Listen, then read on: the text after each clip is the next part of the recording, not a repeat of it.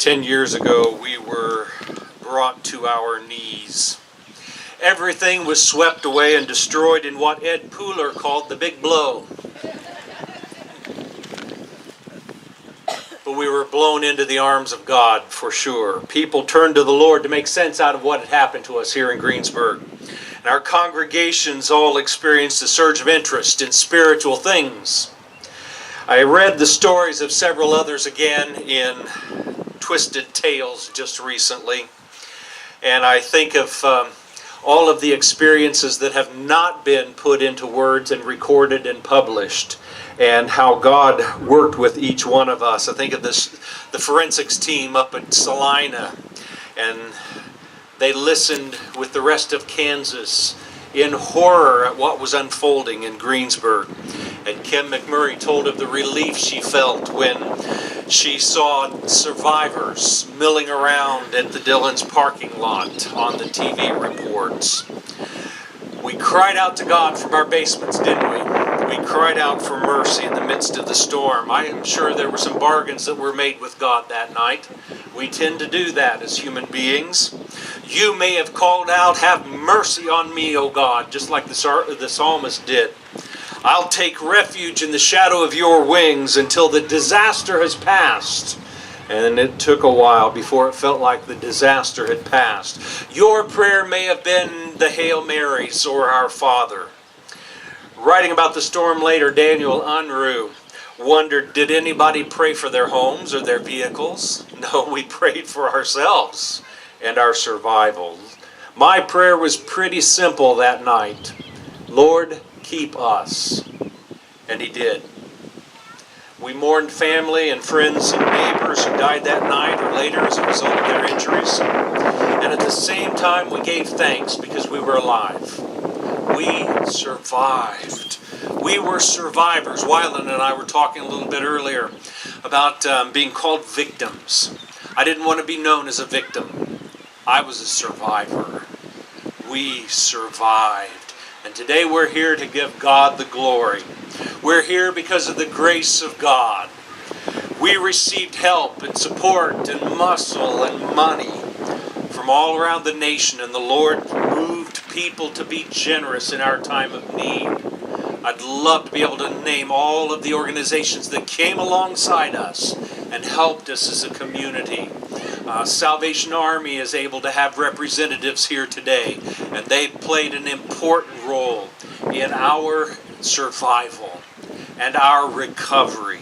And we're grateful for the fact that the Lord moved them to help people in need. And as you think about it, if the tornado had occurred just 1 year later, things could have been much different.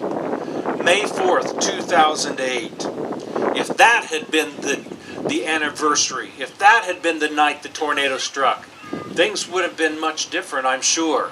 Because think about it, the economy tanked in that next year.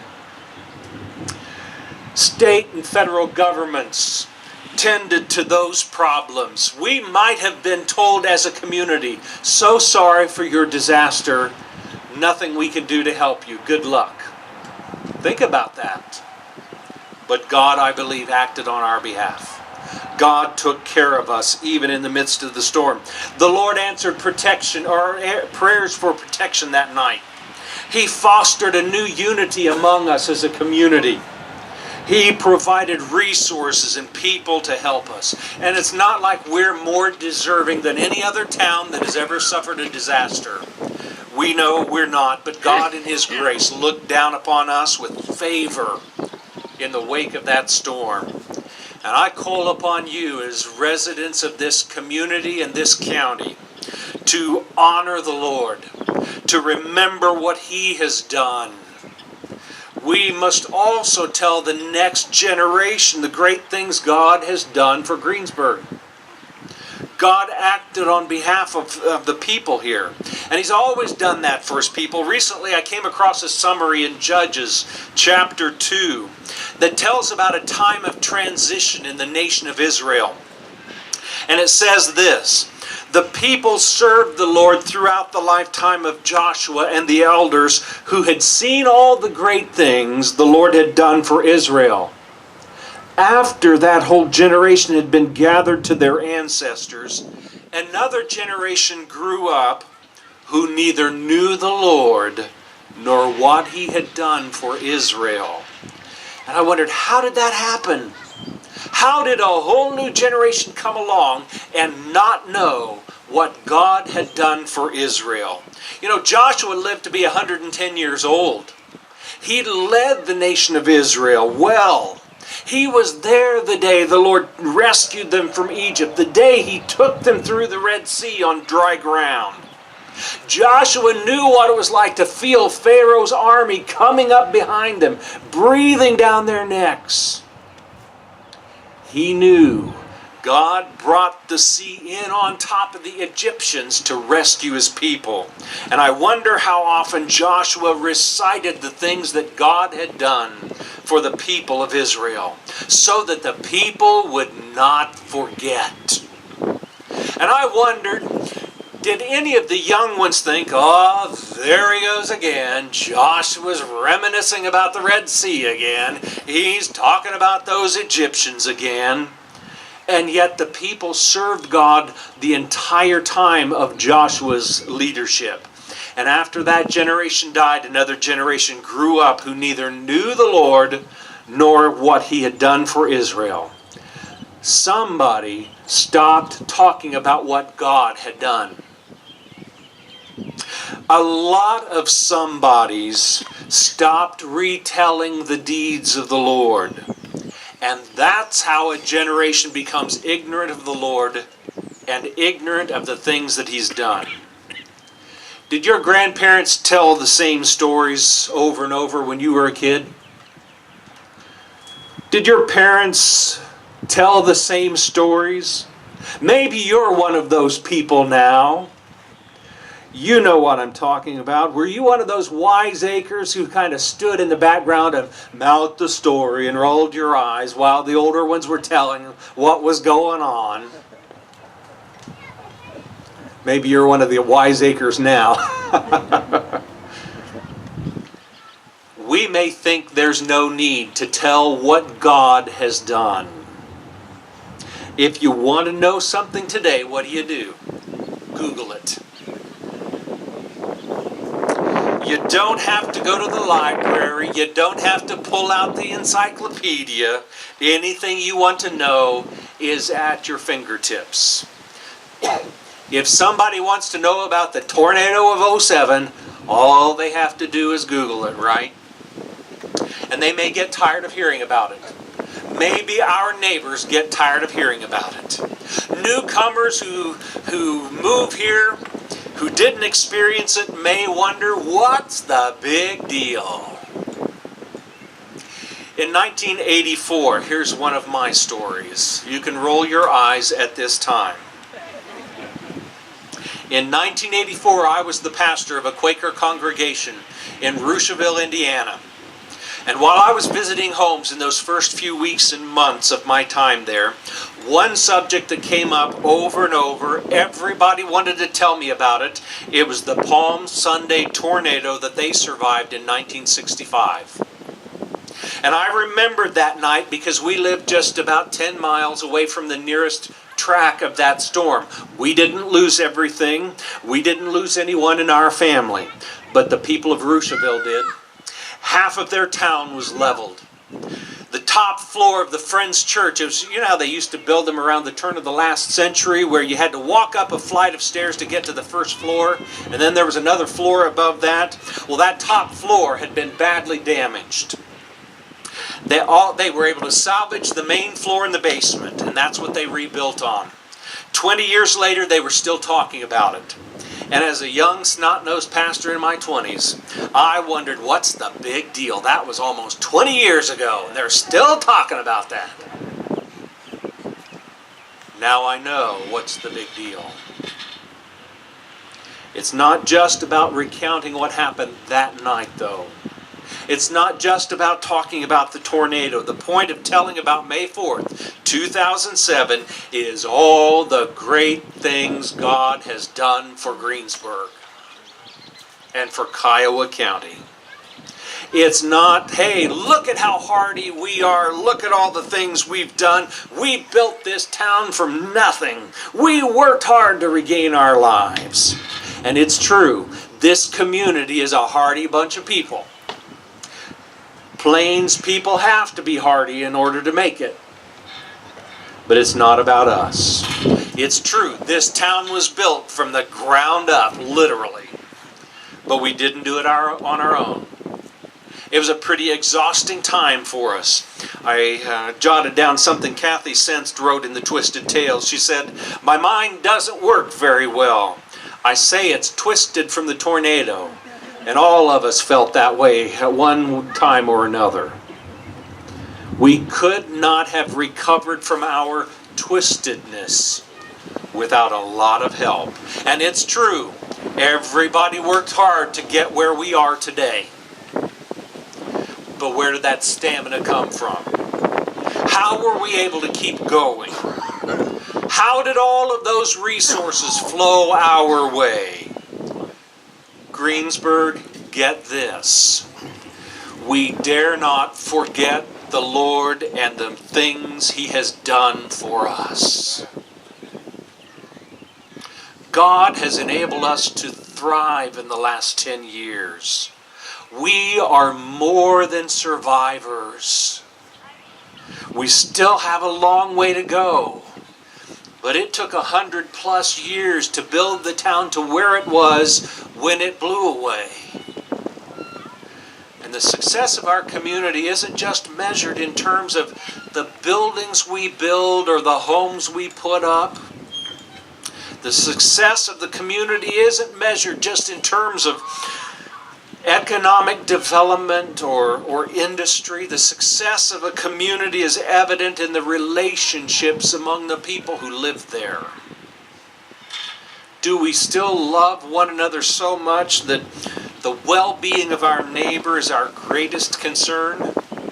In the darkness that night, that was our concern, our neighbor's well-being. Jesus said the second greatest commandment is to love our neighbors as ourselves. Is your neighbor's well-being still a priority? You know, community success can also be measured in terms of the attitudes and responses we have to newcomers. A lot of people have chosen to live here, to come here, to be a part of a pioneering effort in the 21st century. Do we choose to accept those who decide to settle here?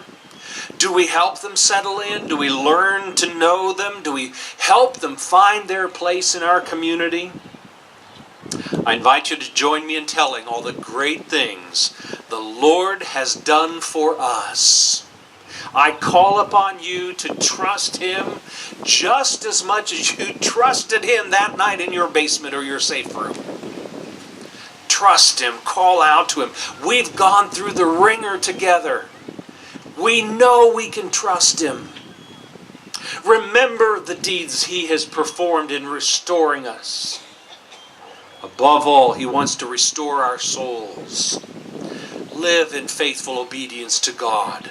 Do it out of gratitude for His mercy.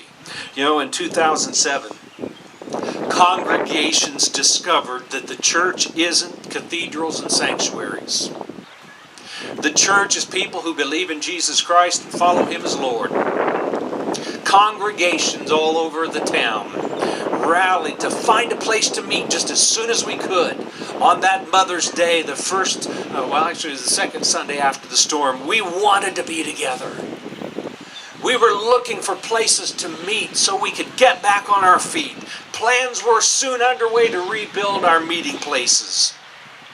And still the sense of being God's people was greater than building a building. Would we remember that what we discovered about God, that God delivers, God protects? Would we honor Him as Lord over all once we moved into those new buildings? Sanctuaries rose from the north edge of town to the south, from the east to the west. And we moved into those new facilities, grateful that our meeting places had been given back to us. We were thanking God again for His protection, for providing for us. Would that devotion last? When life was back to normal, would we still remember God did these things? You know, we've settled into a rebuilt and reimagined town. Remember when we just wanted something to be normal again? Deborah was talking about that. We had a sneaking suspicion that normal would never be the same again. It was redefined because our town had been redefined, but normal doesn't mean complacent. Normal does not mean stuck in the mud. We cannot become complacent toward the Lord. His mighty hand provided for us. We have to remember that. We must be intentional to tell what God has done. We must tell the next generation so that a new generation does not grow up ignorant of what God has done. Survivors tell how God carried us. We tell so that the next generation sees His character. They'll say, you know, those survivors, those old-timers who survived the tornado of '07, they had an unusual reaction to adversity. They always said they were pressed on every side but not crushed. They were perplexed but not in despair. They were struck down but not destroyed. Those people who went through that tornado, they tell how God intervened, how God protected them. They were more than survivors. They had faith. I want to repeat the passage that Mark read from Psalm 145. The Message could not have put it better. God is magnificent. He can never be praised enough. There are no boundaries to His greatness. Generation after generation stands in awe of your work.